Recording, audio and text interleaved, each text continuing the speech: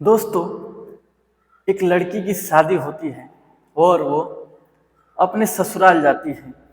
वो बहुत ही खुश होती है कि आज मैं शादी करके अपने ससुराल आ गई। मैं अपने पति के साथ बहुत ही अब खुश रहूंगी। परिवार में तो माता पिता के साथ मैं खुशी थी, लेकिन यहाँ पे भी अब मैं अपनी पूरी जिंदगी अब बिता दूंगी।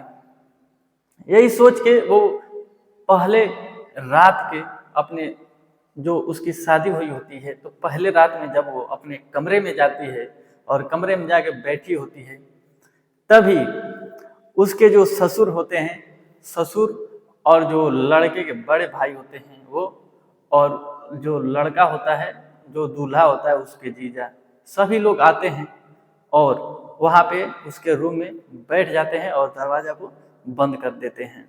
जब दरवाजा को बंद कर देते हैं तो लड़की सोचने लगती है कि आखिर ये लोग दरवाजा क्यों बंद कर रहे हैं। ये सोचती है कि कुछ बातें होंगी जो ये लोग हमसे बोलेंगे। जब कुछ देर बीतता है, कुछ देर बीतने के बाद जो लड़के के पिता होते हैं वो जाते हैं और लड़की के पास बैठ जाते हैं और उसका जो घूंघट होता है सर के ऊपर से, उसको हटा देते हैं। हटाने के बाद लड़की के साथ वो बदतमीजी करने लगते हैं, लड़की को गलत गलत जगह छूने लगते हैं। अब लड़की कुछ समझ नहीं पाती है कि आखिर मेरे ससुर जी ही मुझको ऐसे गलत नजरिए से गलत मेरे साथ क्यों कर रहे हैं, और उसका पति भी सामने बैठा होता है। उसको कुछ समझ नहीं आता है और वो उसके जो ससुर होते हैं उसके साथ जबरदस्ती उसका रेप करते हैं। और जो उसका लड़के का बड़ा भाई और जीजा होता है वो लोग भी बारी बारी से उसका रेप करते हैं। और जो दूल्हा होता है वो फिर उस रात वहीं पे सो जाता है, वो उसके साथ कुछ नहीं करता है। ऐसे 2-4 दिन बीतता है। 2-4 दिन बीतने के बाद जब लड़की को हॉस्पिटल लेकर जाया जाता है, तो हॉस्पिटल में जब डॉक्टर इस केस का खुलासा करता है तो सभी लोग हैरान हो जाते हैं, परेशान हो जाते हैं। पुलिस वाले सोचने पे मजबूर हो जाते हैं कि आखिर इतनी दरिंदगी कोई कैसे कर सकता है। तो नमस्कार दोस्तों, मैं दीपक यादव, स्वागत है आप लोगों का दीप वारदात तक में। तो दोस्तों, आज मैं जिस सच्ची घटना के साथ आया हूं उसे सुनने के बाद आप लोगों के रोंगटे खड़े हो जाएंगे। आप लोग सोचने पे मजबूर हो जाएंगे कि आखिर समाज में इतने गिरे हुए भी लोग हैं, इतने लालची लोग भी यहाँ पे हैं। तो दोस्तों, घटना शुरू करूं उससे पहले आप लोगों से एक विनती है, अगर आप लोग मेरे चैनल पे नए हैं तो चैनल को सब्सक्राइब कर लें ताकि मेरा हौसला बढ़ता रहे। तो दोस्तों, ये घटना जो है कि राजस्थान के अलवर जिला में एक गांव लगता है रामगढ़।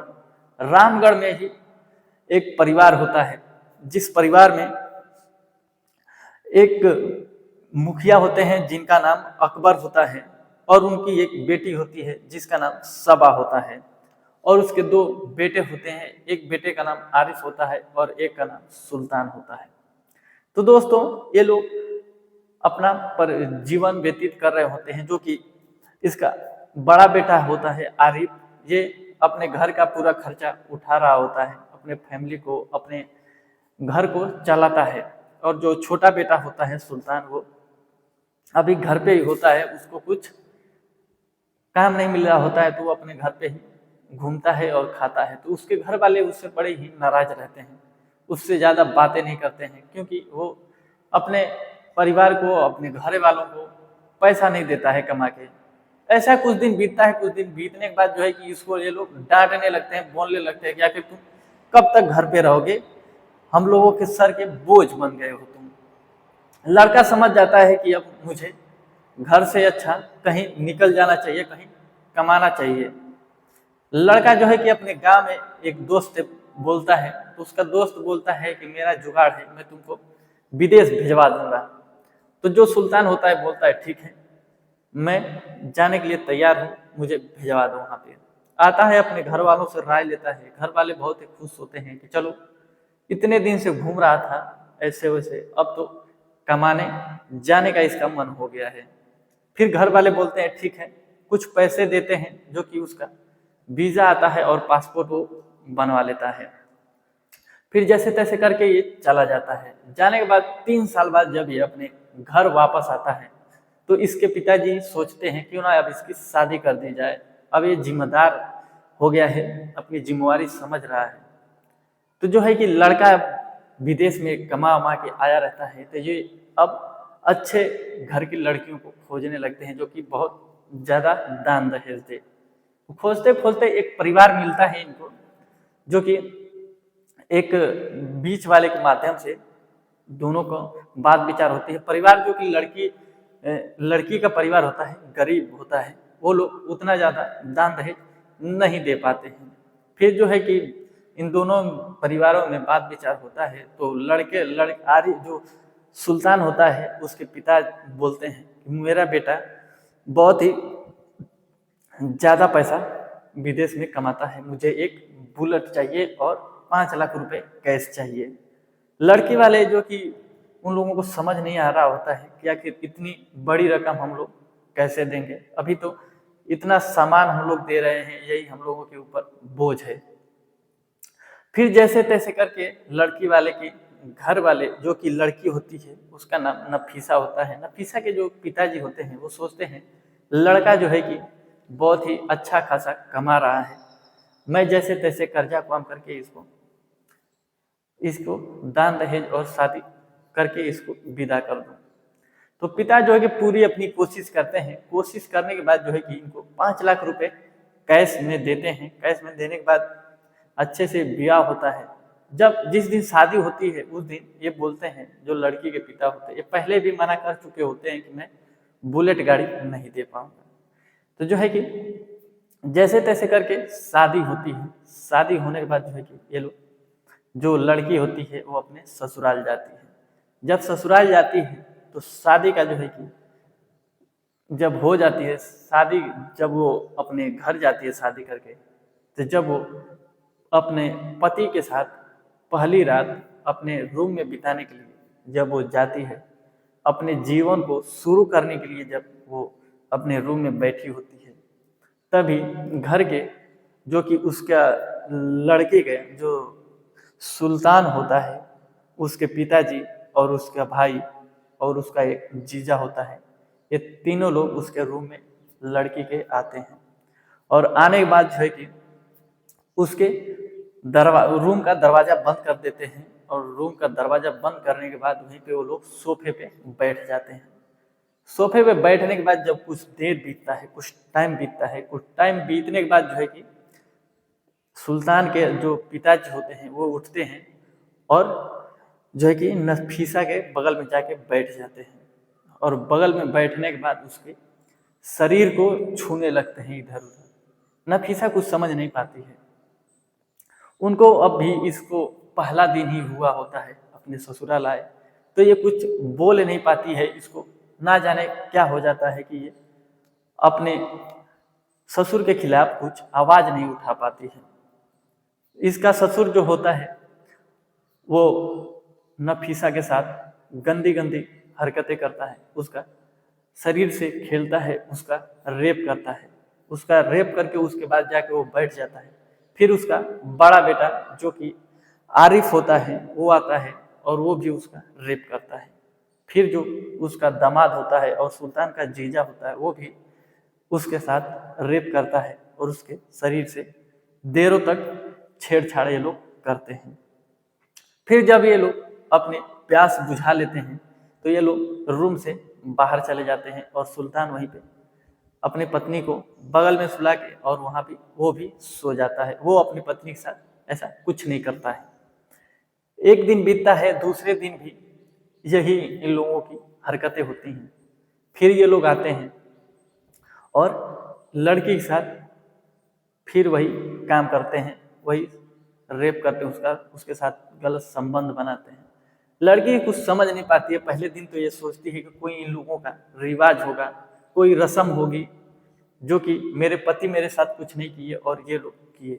जब एक दिन बीतता है, 2 दिन बीतता है, 2 दिन बीतने में जब इसके साथ इतना ज़्यादा कोई टॉर्चर करने लगते हैं, लड़की बहुत ही ज़्यादा अब उन लोगों के टॉर्चर को सह नहीं पाती है, तो उसकी तबीयत बहुत ज़्यादा ही बिगड़ जाती है। उसकी शरीर से खून निकलने लगता है। फिर जो है कि जैसे तैसे करके उस घर की महिलाएं उस लड़की को बगल के ही, जो कि रामगढ़ गांव में एक छोटा सा क्लिनिक होता है, वहां पर लेकर जाते हैं। तो डॉक्टर उसको बोलता है मेरे बस की बात नहीं है, आप लोग दूसरे जगह का ले जाकर इसका इलाज करवाएं। तो वहाँ के लोग अलवर जाते हैं। अलवर में जाने के बाद एक हॉस्पिटल में वो लोग उसको लड़की को भर्ती कराते हैं। जब डॉक्टर उस लड़की की जांच करता है तो लड़की जब बताती है कि मेरे साथ ऐसा ऐसा ये लोग गलत घिनौना काम किए हैं, तो डॉक्टर समझ जाता है और वो पुलिस को कॉल करता है। जब पुलिस आती है तो उस लड़की के हालत को देखती है तो पुलिस भी परेशान हो जाती है, बहुत ही हैरान हो जाती है कि आखिर इस लड़की के साथ इतनी बड़ी दरिंदगी कोई कैसे कर सकता है। पुलिस वाले जब इस अपनी आंखों से इस दृश्य को देखते हैं तो वो लोग आग बबूला हो जाते हैं, और जो महिलाएं उन लोगों उस नफीसा को लाई होती हैं हॉस्पिटल में, उनको बुलाते हैं और उनके ऊपर बहुत ही चिल्लाते हैं। लेकिन जो औरतें होती हैं वो उनको इस बात का कुछ पता ही नहीं होता है कि आखिर नफीसा के साथ मेरे घर में क्या क्या हुआ है। जब महिलाओं से पूछा जाता है तो वो बताती हैं कि मेरे जो पति हैं और मेरे जो दामाद और मेरा जो बेटा है, ये लोग इसके रूम में जाते थे और हम लोग पूछते थे, ये लोग बताते कि कुछ बातें हैं, कुछ हम लोगों को उससे बातें करनी है जो कि दान दहेज के बारे में। अब ना जाने ये लोग इसके रूम में जाके क्या करते थे, मुझे हम लोगों को कुछ पता नहीं है। फिर जो है कि पुलिस उन लोगों के घर पे छापेमारी करती है और वहां से उन तीनों लोगों को पुलिस स्टेशन में लेकर जाया जाता है। और जब पुलिस स्टेशन उन लोगों को लेकर आया जाता है, उसके बाद जब उन लोगों से पूरा जैसे जैसे भी वो लोग एक गलत काम किए थे, जब उस बात को पूछा जाता है तो वो लोग बताते हैं कि हम लोग बदला लिए हैं। तो पुलिस पूछती है जो कि तुम लोग किस बात का बदला लिए हो, इस लड़की ने तुम्हारा क्या बिगाड़ा था। तो फिर जो है कि वो लोग बताते हैं, जो लड़का होता है जिसका नाम सुल्तान मैंने बताया, वो और आरिफ और उसके जीजा और उसके पिताजी जो है कि सभी लोगों को पुलिस बैठाती है और पूछती है। तो ये लोग बताते हैं जो है कि हम लोगों ने दहेज में इसके बाप से बुलेट गाड़ी की मांग की थी, लेकिन उसके बाप ने हम लोगों को गाड़ी नहीं दिया, और हम लोग अपने समाज में बोल चुके थे कि हम लोगों को बुलेट गाड़ी दहेज में मिल रही है। इसका बाप हम लोगों को गाड़ी नहीं दिया, इसीलिए हम लोगों को बहुत बुरा लगा। तो हम लोगों ने सोचा क्यों ना इसको भी उतना ही बुरा, हम लोग इतना ही इसको भी दर्द दे, ताकि हम लोगों का बदला पूरा हो सके। इसीलिए हम लोग सभी लोग जाते थे और इसके साथ बारी बारी इसका रेप करते थे। जब पुलिस इतना बात सुनती है तो उन लोगों को उठाती है और उठा के सीधे कोर्ट में लेकर जाती है। जब कोर्ट में लेकर जाती है तो वहां पे उन लोगों को उम्र कैद की सजा सुनाई जाती है। तो दोस्तों, इस घटना को सुनाने का उद्देश्य किसी को परेशान करना या किसी का दिल दुखाना नहीं था, केवल आप लोगों को सचेत करना था कि आप लोग जहां भी रहें सुरक्षित रहें, और इस समाज से, कुछ समाज में लोग हैं उन लोगों से बचे रहें। और आप लोगों की इस दहेज प्रथा पे क्या राय है, आप लोग कमेंट में जरूर बताएं कि दहेज लेना गलत है कि सही है। तो दोस्तों, वीडियो अच्छा लगा हो तो वीडियो को लाइक कर दें और कमेंट में आप लोग अपनी राय जरूर बताएं, और वीडियो को लाइक भी कर दें ताकि मेरा हौसला बढ़ता रहे। तो दोस्तों, मिलते हैं अगली वीडियो में, तब तक के लिए जय हिंद, जय भारत।